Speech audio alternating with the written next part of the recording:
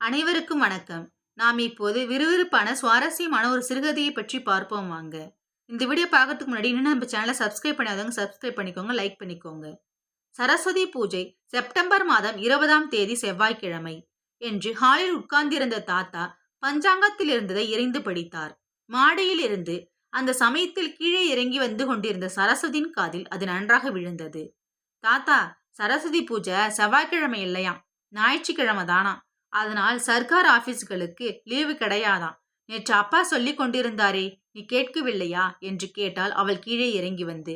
தாத்தா மூக்கு கண்ணாடியை கழற்றி உரையில் வைத்துவிட்டு, ஞாயிற்றுக்கிழமையாவது எந்த பஞ்சாங்கத்திலும் அந்த மாதிரி இல்லையே, ஒரு நாள் முன்னே பின்னே இருக்குமே ஒழிய ஒரே அடியா நாலந்து நாளா வித்தியாசப்படும், அதெல்லாம் இருக்காது என்றார் தம் பேத்தியை பார்த்து.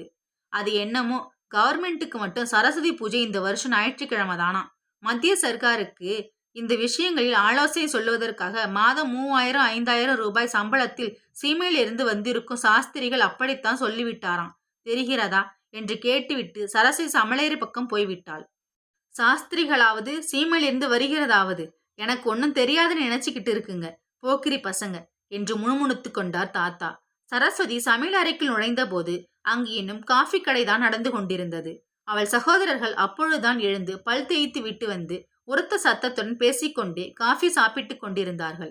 என்ன இரைச்சல், கொத்தவால் சாவடி மாதிரி என்று கேட்டுக்கொண்டே வந்த சரஸ்வதி தன் தாயாரை பார்த்து, அம்மா, சரஸ்வதி பூஜை செவ்வாய்க்கிழமை என்று சொல்லிக் கொண்டிருந்தாயே, தாத்தாவை போய் கேளு, ஞாயிற்றுக்கிழமை தானா சொல்லிவிட்டார் என்றாள்.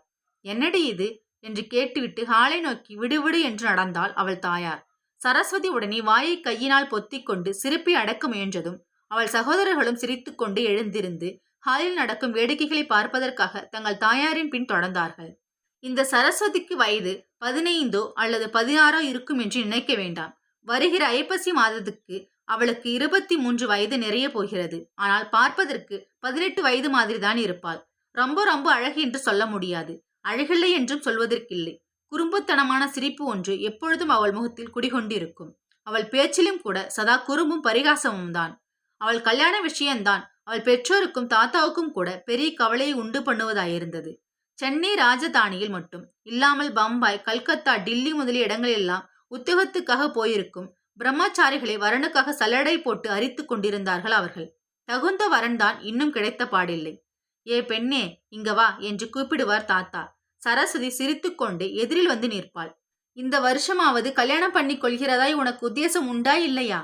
எந்த வினாடியும் தயாராக இருக்கிறேன் என்பாள் சரஸ்வதி குறும்பு சிரிப்புடன். நீ தயார்தான், வேலைதான வரவில்லை என்று முணுமுணுப்பார் தாத்தா. பாவம், சரஸ்வதிக்கு மனசிலே குறைதான், தனக்கு இன்னும் கல்யாணம் ஆகவில்லை என்று. அவளுடைய குறும்புத்தனமான பேச்சும் சிரிப்பும் இந்த குறைவெளியே தோன்றாதபடி செய்து வந்தன. ஒரு நாள் மாலை 7 மணி இருக்கும். வீட்டில் விளக்கேற்றின பின் சரஸ்வதி பாடங்களை படிப்பதற்காக மாடியில் இருந்த தன் அறைக்கு சென்று புஸ்தகத்தை எடுத்து வைத்துக் கொண்டு உட்கார்ந்தாள். அப்பொழுது சரசு என்று கூப்பிட்டு கொண்டே வந்தார் அவள் தாத்தா. சரஸ்வதி திரும்பி பார்த்த பொழுது அவர் வாசற்படியிலேயே நின்று, சரஸ்வதி, மதுரையில் ஒரு வரன் இருக்கிறது என்று சொன்னேனே, அந்த பையனை பற்றி விசாரித்து எழுதும்படி கல்யாணராமனுக்கு எழுதியிருந்தேன், அவனிடமிருந்து பதில் வந்திருக்கிறது பார் என்று கூறி ஒரு கடிதத்தை அவளிடம் கொடுத்துவிட்டு வெளியே சென்றார். கடிதத்தை கையில் வாங்கிய பொழுது சரஸ்வதியின் முகம் வெட்கத்தினாலும் கோபத்தினாலும் சிவந்தது. கல்யாணராமன் என்பவன் அவர்கள் வீட்டுக்கு எதிர் வீட்டில் வெகு காலமாக வசித்த சப் ரிஜிஸ்டாரின் பிள்ளை. 3 வருஷங்களுக்கு முன்பு அவன் லா காலேஜில் படித்துக் கொண்டிருந்தான். சரஸ்வதியின் குடும்பத்துக்கும் அவன் குடும்பத்துக்கும் மிக நெருங்கிய பரிச்சயம் உண்டு. சரஸ்வதி கல்யாணம் பண்ணி கொள்ள வேண்டும் என்ற ஆசை அவன் மனதில் இருந்தது. சரஸ்வதிக்கும் இந்த விருப்பம் இல்லாமல் போகவில்லை. கல்யாண பேச்சுக்களும் நடந்தன. சரஸ்வதி அப்பொழுதுதான் இன்டர்மீடியட் பரீட்சையில் தேறியிருந்தாள். மேலே BA படிக்க அவள் உத்தேசித்திருந்தபடியால் 2 வருஷங்கள் கழித்து கல்யாணம் பண்ணிக்கொள்ளப் போவதாக அவள் கூறிவிட்டாள். கல்யாணராமன் தனக்காக 2 வருஷம் காத்திருக்க மாட்டானா என்றுதான் எதிர்பார்த்தாள் அவள். அது கல்யாணராமன் மட்டும் சம்பந்தப்பட்ட விஷயமாக இருந்தால் 2 வருஷம் மட்டுமல்ல, 5 வருஷமானாலும் காத்து கொண்டிருக்க அவன் தயார்தான். ஆனால் அவன் பெற்றோர்கள் அதற்கு தயாராக இருந்ததாக தெரியவில்லை. வேறு இடத்தில் பெண் பார்க்க அவர்கள் முனைந்து விட்டார்கள். அந்த சமயம் கல்யாணராமன் பரீட்சையில் தேறினபடியால் வக்கீல் தொழில் நடத்துவதற்காக அவர்கள் குடும்பத்துடன் மதுரைக்கு போக வேண்டியதாயிற்று. இன்று மறுபடி அந்த கல்யாணராமனிடமிருந்து தாத்தாவுக்கு கடிதம் வந்திருக்கிறது என்று தெரிந்ததும் சரஸ்வதிக்கு உண்டான கோபத்துக்கு அளவில்லை.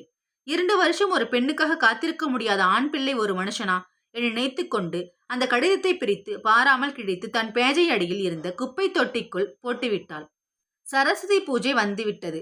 ஆமாம், தாத்தா பஞ்சாங்கத்தை பார்த்து ஜோசியம் சொன்னபடி அது செப்டம்பர் மாதம் 20ஆம் தேதி செவ்வாய்க்கிழமை என்று தவறாமல் வந்துவிட்டது. சரஸ்வதியின் வீட்டை பொறுத்தவரையில் சரஸ்வதி பூஜை தனியாக வரவில்லை.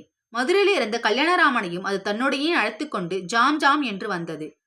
பொழுது விடிந்ததும் சரஸ்வதி படிக்கை விட்டு எழுந்து மாடியிலிருந்து கீழே இறங்கி வரத் தொடங்கினாள்.